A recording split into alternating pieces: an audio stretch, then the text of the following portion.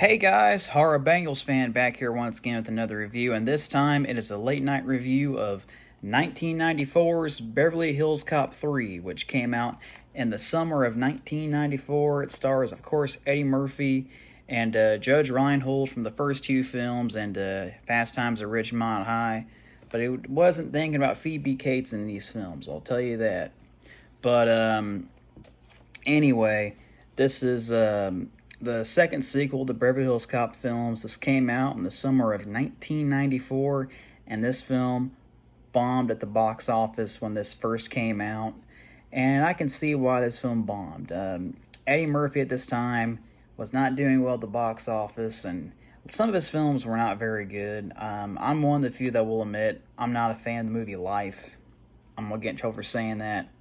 I thought that movie absolutely sucked. But I'm not here to talk about Life. I'm here to talk about this one. But anyway, let's get down to the movie itself.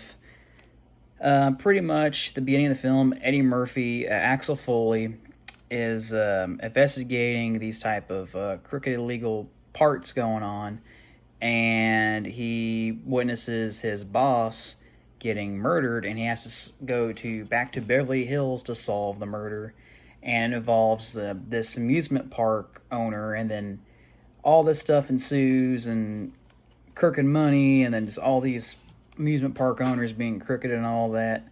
And I have to say, for the villains and all this, especially for like the first two, the villains were at least kind of like, whoa, they were actually good. You had the guy from Das Boot and Stallone's ex-wife, Bridget Nielsen, as the two villains in the second one, and those were memorable villains. And this one here, the villain here, sucks. I mean, it's just kind of just mediocre. And the way they wrote out Eddie Murphy's character in this film and the Rosewood character, compared to like the second one, they're both badasses. Like the second one, Rosewood's obsessed with like guns and like Rambo style badassery. This one here, he's not shit, he's a fucking pussy. Excuse my French, but he's a fucking pussy in this movie. I mean, Axel Foley, I wouldn't really say he's a pussy in this one, but compared to the first two, there's not much wit to him. There's some stuff to him, but it's just like, you've done better, man. I mean, so yeah, I mean, I could see why people say this is on the list of like the top worst sequels. It's a disappointment. It's a big step down.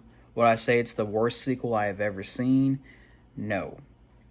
But I will say this is probably, out of all the Beverly Hills Cop films, this is the worst one. I will say that one is probably my favorite of the series.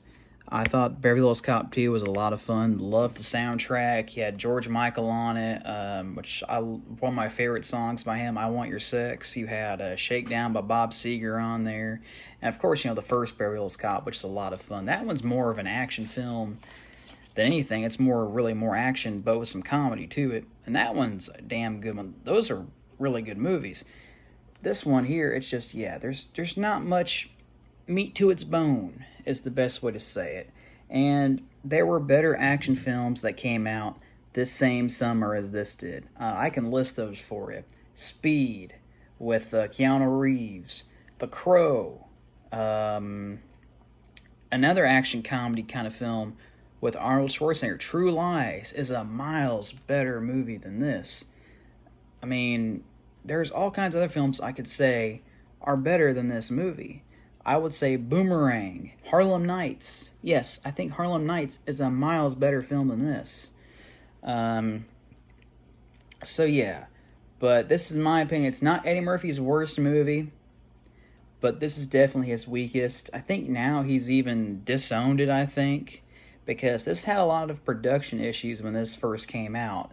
I believe that they were talking about having Axel Foley go to London and do something with Sean Connery and all that, which that wasn't going to work either at this point, because Eddie Murphy's career was almost in the drain when this was coming out, because he was just having things left and right. Because he had this, and then a year later he had the infamous Vampire in Brooklyn, which I don't think he even likes talking about it because there was problems with that movie. But so I mean, in comparison, I mean, this is yeah. What else can I say about this film?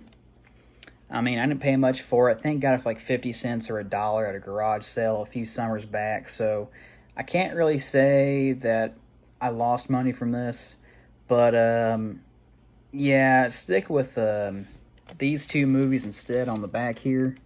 Thankfully, Paramount was kind enough to do that. Stick with Beverly Hills Cop 1 and Beverly Hills Cop 2. Miles better films than this.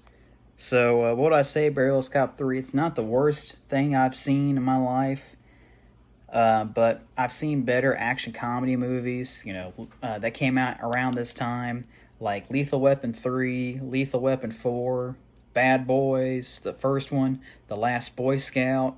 All were miles better action comedy movies than this film was. Anyway, that's all I gotta say. Haro Bengals fans signing out. Y'all take care. Take it easy. Good night, good day, whichever it is. Later.